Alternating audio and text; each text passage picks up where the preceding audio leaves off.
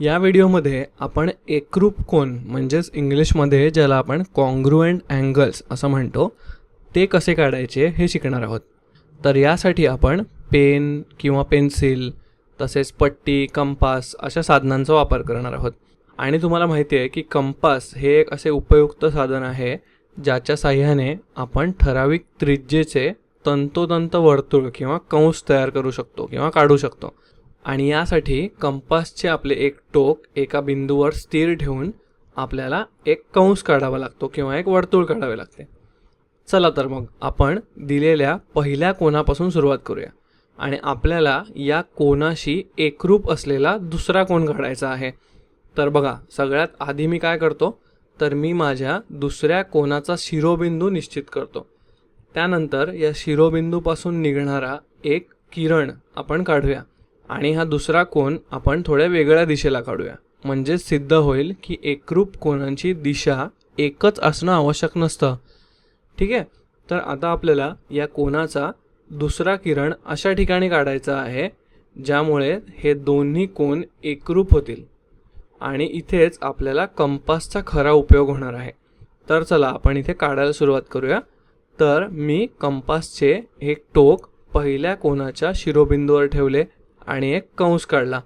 आणि इथे कंपासचं वैशिष्ट्य म्हणजे त्यातील अंतर किंवा त्रिज्या ही जी असते ना ती आपण स्थिर ठेवू शकतो.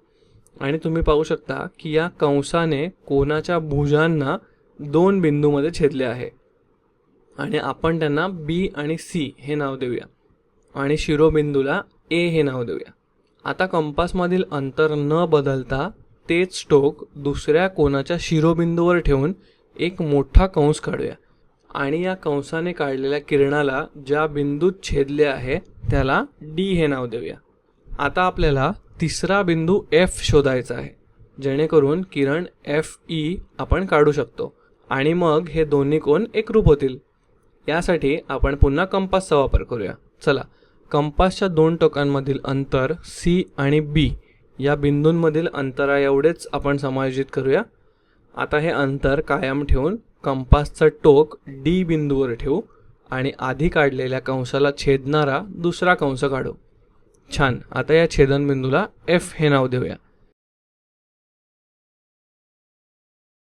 तर आता शिरोबिंदू ई पासून सुरू होणारा आणि बिंदू एफ मधून जाणारा आपण दुसरा किरण काढूया आणि अशा प्रकारे आपला दुसरा कोन तयार झालेला आहे. आणि आता हा नवीन कोन पहिल्या कोनाशी एकरूप आहे हे आपण कुठल्या आधारावरती सांगू शकतो? थोडा विचार करा बरं. तर बरोबर, आपण त्रिकोण बी ए सी आणि त्रिकोण ई एफ डी यांचा विचार करूया. म्हणजेच जेव्हा आपण पहिला कंस काढला तेव्हा शिरोबिंदूपासून कोनाच्या भुजांवरील बिंदूंचे अंतर समान होते, म्हणजेच ए सी बरोबर ए बी. आणि कंपासमधील त्रिज्या बदलली नव्हती, त्यामुळे तेच अंतर दुसऱ्या कोनासाठी सुद्धा लागू होता, म्हणजेच ई डी बरोबर ई एफ.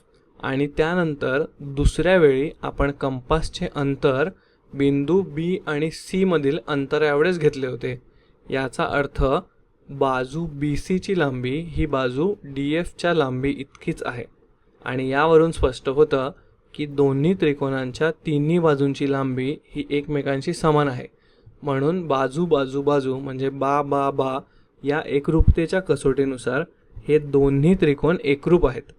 आणि आपल्याला माहिती आहे की जर दोन त्रिकोण एकरूप असतील तर त्यांचे संगत कोन म्हणजेच करस्पॉन्डिंग अँगल्स हे सुद्धा एकरूप असतात. म्हणून हे दोन्ही कोन एकमेकांशी एकरूप आहेत.